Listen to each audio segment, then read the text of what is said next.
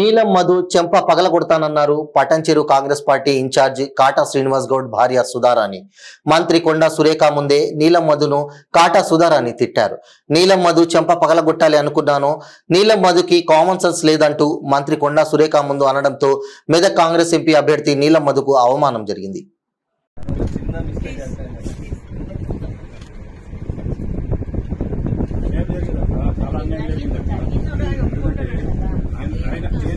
లేకపోతే సినిమా గెలిపాడా 2000 ఓట్లు.